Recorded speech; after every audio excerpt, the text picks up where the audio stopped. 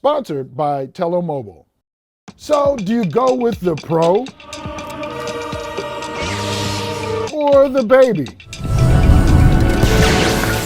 Both are powerful in their own right, but what do you need, you rebel you? Well, let's talk about the Baby.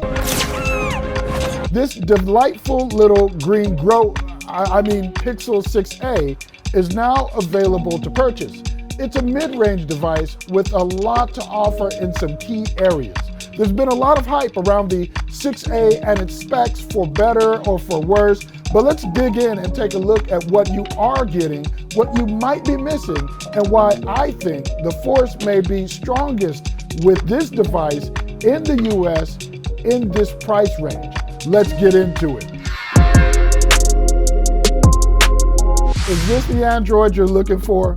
The Pixel 6a gets a lot right when it comes to everyday tasks and when it comes to photos, thanks in large part to Google's new system-on-chip Tensor.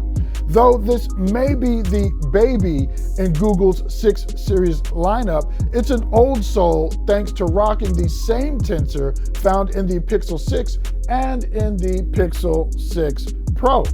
But let's back out and get external and talk about what you get on the outside.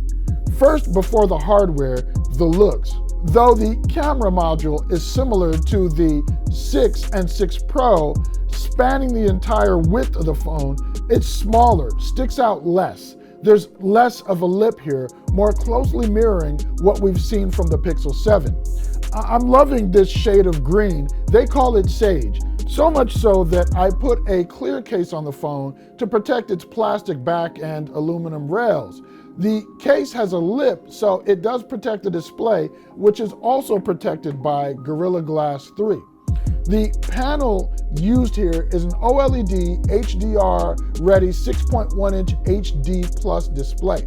Now, unlike its siblings, this display runs at 60 Hz, but the overall experience is still pretty smooth.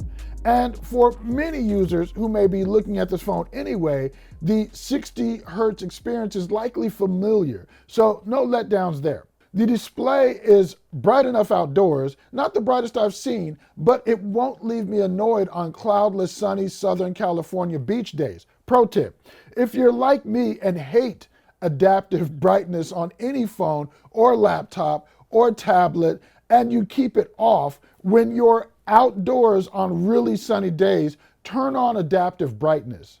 In my testing, it appears to increase the nits, making this very reflective display easier to see outdoors in direct sunlight. The brightest element of this display is the media experience, especially streaming movies and shows. Being an HDR-ready display and OLED, of course, the blacks are deep and the colors vibrant. The Witcher with Yassier in the shadows showed little sign of graininess, and the colors were just full and robust. Doctor Strange in the Multiverse of Madness, which has scenes with very dynamic color palettes, looked wonderful. And looking at Black Panther's first waterfall fight, which pits T'Challa against M'Baku, the display reproduces the variations and shades of the character's brown skin tones beautifully, as well as all the bystanders watching the battle. As for the rest of the display, you're going to get a center hole punch, which we'll get into in a minute, and above that, you have the earpiece, which is also the second part of the stereo pair of speakers, something you don't always find on budget and mid-range phones. Bottom third of the phone is where you'll find the fingerprint sensor. It works as it should. Having my muscle memory from the Pixel 6 Pro, I didn't have any problems activating it, but it may be an adjustment for users new to it. It has a cadence which, when you get it, you'll find your unlocks more frictionless. To improve your sensor activations, a little trick I've used with most devices has been to register each finger twice. It really can make a difference. You're welcome. Adding to the multimedia experience is the stereo speakers, which get plenty loud and reproduce stereo images well. I listened to Art Blakey's Moanin' and The Doors' Riders on the Storm, both remastered in lossless formats, streamed, and the sound quality was absolutely enjoyable.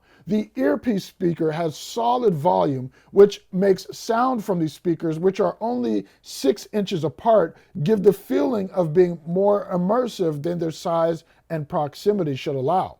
What won't be allowed this time around is plugging in your favorite pair of wired headphones or earbuds, because gone is the 3.5mm audio jack that you had on the 5A.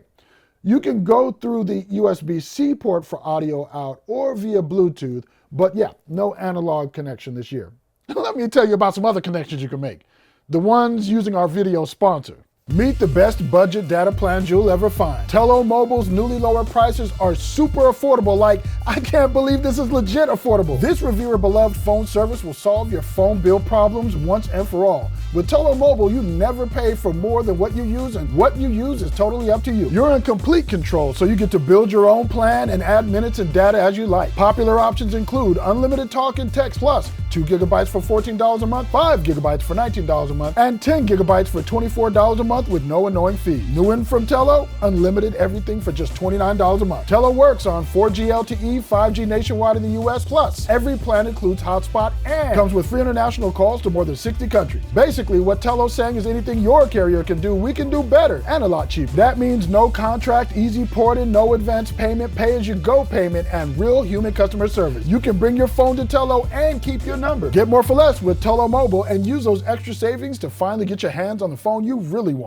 And getting back to the rest of the hardware, the right side of the phone is where you'll find the power button and volume rockers. The bottom of the phone, the other half of the stereo speakers, USB-C port and microphone.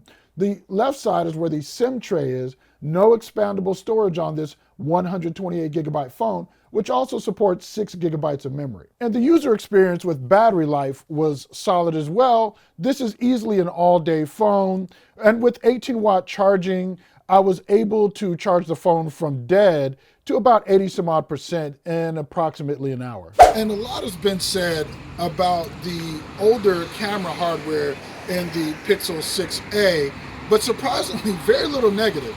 That's because Google's AI and image signal processing is so good that it does some great things with the camera. By the way, this is being recorded on the Pixel 6a 4K 30 frames per second using Google's HDRNet technology, which actually analyzes video frames in real time to give you the most dynamic, the best color rendering out of your video, again, in real time. Now, let's take a look at some night sight stills. There really isn't a whole lot to say about these images. With the help of Tensor, the night sight versions are beautifully lit and details are crisp from the main sensor. Just like many devices, you'll get images that are a bit softer, but not as soft as I was expecting from the ultra-wide. That's thanks in part to the new ultra-wide sensor used here. In these images, you'll see that the wall on the right side of the photo shows quite a bit more crisp detail with night mode and Tensor's ISP. By the way, along with having different camera hardware than its siblings, the 6A has only 2 cameras, both 12 megapixels, a wide main and ultra wide, which gives you a 114-degree field of view. No optical zoom here, but the 2x and 3x digital zoom all the way up to 7, enhanced by Tensor's ISP, are pretty solid. Much will be made of the difference between the 6A and the most recent iPhone SE. People will nitpick the processor and cameras, etc. From a lifestyle perspective, I'm not going to do that. iOS users generally aren't switching to Android, and those looking for Android devices don't generally care too much what's going on over on iOS. That said, one thing you'll see from Google's 6A that you won't see on iPhone SE is pets and portrait mode. My fur baby is glorious, captured by the 6A, and looks great both in flattering shade, but also captured well in bright, direct sunlight. The front-facing camera, utilizing real tone, captures my gargoyle-like mug with really solid skin tone rendering and just a great-looking image overall. You get a lot of tech for the money because you can throw in most of the features from the 6 and 6 Pro, like Magic Eraser, Portrait Light, Face Unblur, Cinematic Pan, and Camouflage. which allows you to make an object and an image more subdued instead of magically erasing it. Look, at the end of the day, my wife hates that phrase, by the way, but at the end of the day, for $450, you're getting a device with a beautiful display, next level AI that handles things like some of the best voice typing on any smartphone, live translate, pixel wallpapers with automatic color matching, on-device machine learning which corrects grammar as you type, likely 3 years of OS updates, and definitely 5 years of security updates. So that means you should see Android 15 on this device since it launches running Android 12, with Android 13 being available to the public sometime later in 2022. Now, I'm actually going to get into gaming, along with some of Android Central's favorite gaming controllers in 2022 in the next video. So stay tuned for that.